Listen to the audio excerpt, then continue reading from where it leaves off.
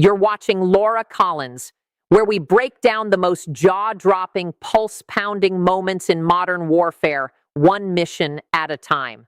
I'm Laura, and today we are going somewhere most military analysts won't take you. We're going inside the cockpit, inside the command vehicle, inside the mind of the mission planner, because today's story isn't just about drones. It's about deception, about psychology, about a handful of Ukrainian operators who stared down one of Russia's most fortified facilities and said, "We're going in anyway." We're talking about a night raid so precisely engineered, so tactically layered, that when you hear how close it came to failing and how it succeeded anyway, your jaw is going to hit the floor. A swarm of 34 drones, one factory pumping out Russia's most feared weapons, a plan 3 months in the making, and a single 15-second window that changed the entire trajectory of the war. Before we get into it, if you are new to this channel, do yourself a favor and hit that subscribe button right now. This is exactly the kind of content we live for here, and we drop it every single week. If you've been riding with me for a while, jump into the comments right now and tell me, do you think Ukraine's drone program is the most underrated strategic weapon in modern warfare? I read every comment, I respond to as many as I can, and honestly, your takes make this community what it is. All right, let's go. 3:15 a.m., deep inside Russia, and the clock is already running. At 3:15 a.m., deep inside Russian territory, 34 Ukrainian drones were screaming through the pitch-black night at 300 miles per hour, locked onto a single destination. Their target was the Valwiki factory, Russia's crown jewel of drone production and the beating industrial heart of their air strategy. This wasn't just any factory. This was a facility churning out dozens of Shahed 136 attack drones every single day, supplying Russian forces with the aerial firepower they needed to sustain operations across the entire front line. Destroy it, and you don't just blow up a building, you blind an entire army. For weeks leading up to this moment, Russian commanders had been treating the Valwiki facility like it was completely untouchable. They held celebratory barbecues outside the gates, toasting to record production numbers and boasting about the invincibility of their layered air defense network. That network was genuinely impressive. A combination of Nebo-M long-range radar systems and Pantsir S-1 air defense platforms that together created overlapping fields of detection and fire. Russian brass genuinely believed nothing short of a full air assault could penetrate it. They were proud. They were loud about it. And that pride, that loud public overconfidence, became the first crack in their armor. Because while Russian commanders were celebrating, Ukrainian intelligence was 3 months deep into the most meticulous surveillance operation of the entire war. And they were about to find exactly what they were looking for. For 90 straight days, Ukrainian intelligence analysts did something that doesn't make headlines but wins wars. They watched. They processed more than 2,000 hours of satellite imagery, cross-referencing shift patterns, radar sweep timings, crew rotation schedules, and behavioral data until the Valwiki facility's entire security routine was mapped down to the minute. They weren't scanning for a structural weakness in the building or a gap in the radar coverage. They were hunting for something far more dangerous and far more exploitable, a human flaw buried deep inside a highly trained machine. And they found it. The inexperienced night shift crew assigned to operate the Pantsir S-1 battery had quietly developed a habit that their commanders didn't know about and would have been horrified by. When small, low-altitude radar returns appeared on their screens, the kind of blips that came and went in seconds, they dismissed them without investigation. Not because their equipment was malfunctioning, but because they had convinced themselves through weeks of uneventful shifts that those returns were nothing more than migrating birds passing through the region. It was a behavioral pattern, consistent, predictable, documented across dozens of observation hours. And in warfare, a predictable enemy is a defeated enemy. The plan crystallized around that single discovery: strike on the foggiest night of the month, fly low, fly slow enough to look like birds, let the enemy's own lazy assumptions open the door. Success meant severing 70% of Russia's Shahed production capacity and leaving their frontline units tactically blind for months. failure meant a $2 million loss and a propaganda gift handed straight to Moscow. There was no middle ground. 3 months of surveillance, a flawless behavioral profile of the enemy's weakest crew, a weather window that was practically custom ordered. The mission was as ready as it was ever going to be. And then, with hours to go before launch, Ukrainian intelligence received an update that felt like a punch to the stomach. Russia had quietly reinforced the Valwiki facility with a mobile 96L6E radar platform, one of the most sophisticated ground-based detection systems in their entire inventory. Worse, it wasn't being operated by an inexperienced night crew. It was manned by a veteran unit with a direct order from command: shoot down anything that moves, no questions asked. In a single intelligence update, the one exploitable crack that 3 months of surveillance had uncovered had been sealed shut. The mission planners faced a brutal choice: abort and lose the weather window, possibly forever, or adapt the plan on the fly and go anyway. They went anyway. The revised approach was built on a principle as old as warfare itself: misdirection. If you can't hide, make the enemy look at the wrong thing. The attack would unfold in 2 precise phases. Phase 1, a loud, dramatic feint designed to pull the veteran crew's attention and drain their missile inventory. Phase 2, use the chaos created by Phase 1 to push the real strike package through the gap, and threading it all together in real time, adjusting for wind, radar sweeps, enemy response, and flight path corrections simultaneously, would be a custom-built AI platform the operators had named Night Owl. At 3:17 a.m., 60 miles from the Russian border, inside a mobile command vehicle barely large enough to fit 4 operators and their equipment, the mission went live. The air inside that vehicle was cold, tense, and electric. Every screen was glowing, every headset was live, and every operator knew exactly what the next 10 minutes would determine. The first wave wasn't the strike package, it was the lie.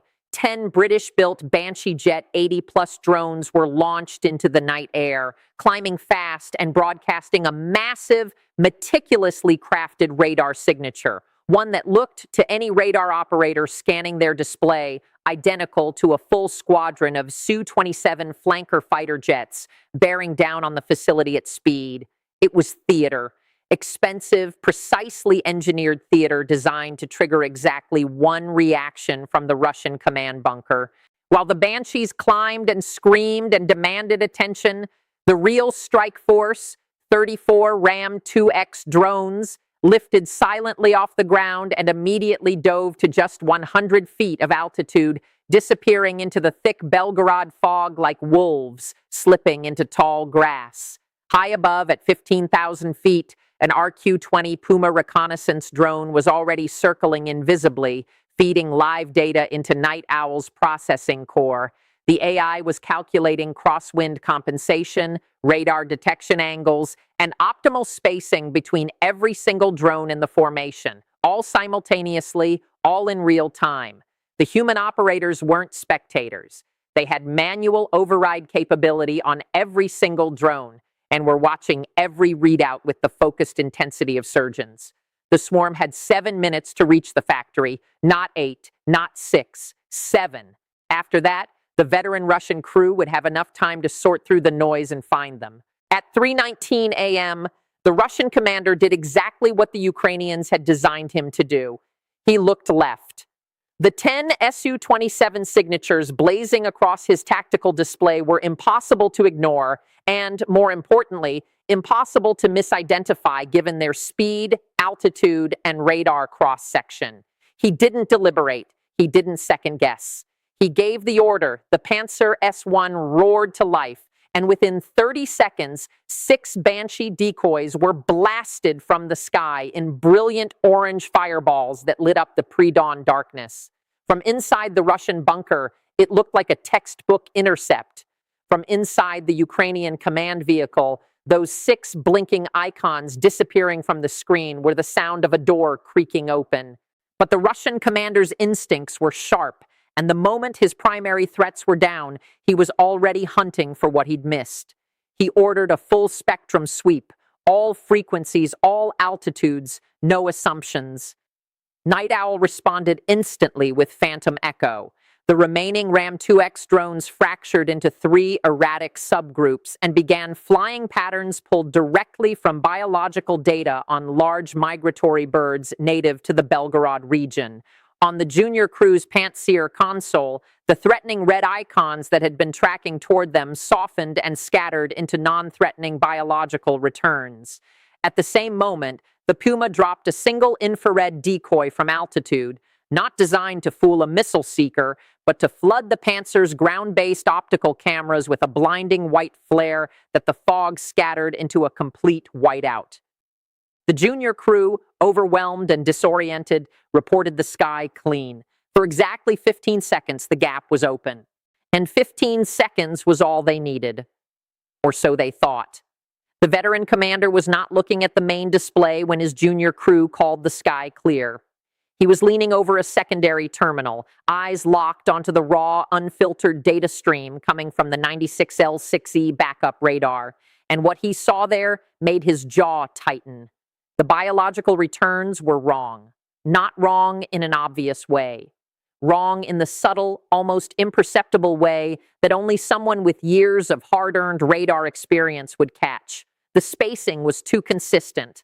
The altitude deviations were too controlled. Birds don't fly like that.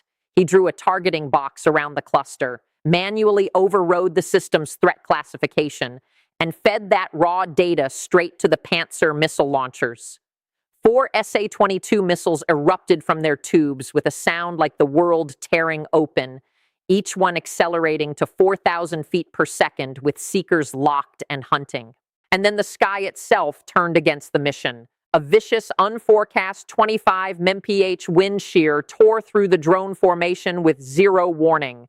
3 Ram-2X drones were thrown into each other and vaporized in a cascading chain of mid-air fireballs. Red warnings flooded every console in the Ukrainian command vehicle simultaneously. 4 missiles were still inbound. The mission was collapsing from 2 directions at once. Russian steel from above and raw atmospheric violence from below. But the operators had 1 card left, and it was borrowed from the Americans. Each Ram-2X carried a miniaturized AL-50 electronic decoy, the same countermeasure system that protects F-16s in combat. When the operators mashed the deploy button, 4 decoys unspooled and screamed out radar and thermal signatures 100 times more attractive than the drones themselves. All 4 SA-22s swerved violently mid-flight and detonated harmlessly in empty air. The Russian commander's radio went completely silent. With every Russian defensive layer dismantled, the radar deceived, the missiles spent, the crew disoriented, Night Owl executed its final move. It calculated that the same 25 mph wind shear that had just killed 3 drones and nearly ended the mission could now serve a different purpose entirely.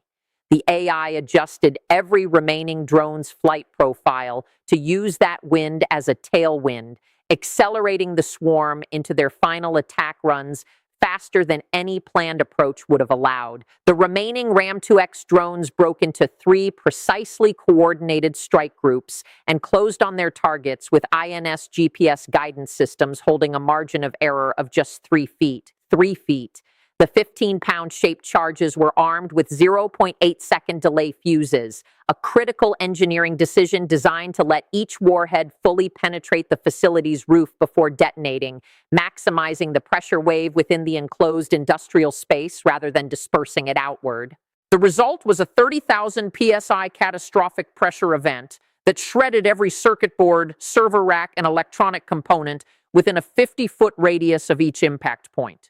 Steel support columns that were designed to hold up a roof, not absorb coordinated internal blasts, buckled and collapsed inward, burying over 200 nearly completed Shahed 136 drones under thousands of tons of twisted steel and concrete. The control center's servers were completely fried. 3 months of production schedules, logistics data, and engineering schematics were wiped in under a second. By 4 a.m., satellite confirmation came through, a 20-foot deep crater where the main assembly workshop had stood just 40 minutes earlier. 70% of Russia's Shahed production pipeline gone. 15 top drone engineers and 30 workers eliminated. Russian frontline units in Donetsk, cut off from their Shahed reconnaissance supply, went operationally blind. Within 72 hours, Ukraine launched 5 new offensives into the resulting confusion. In the Kremlin, a commander was reportedly screaming in a secure briefing room, "How do they keep getting here?" That question, more than the crater, was the real victory. And there it is. From the first barbecue outside the factory gates to the 20-foot crater that replaced them, a masterclass in how wars are actually won in the modern era. Not with the biggest army, not with the most missiles, but with patience, intelligence, adaptability, and the willingness to push forward when every alarm in your head is screaming to pull back. Ukraine didn't just destroy a factory that night. They sent a message to every Russian commander with a high-value asset. Nowhere is safe. No radar is good enough. No crew is experienced enough. If you build it, we will find the crack.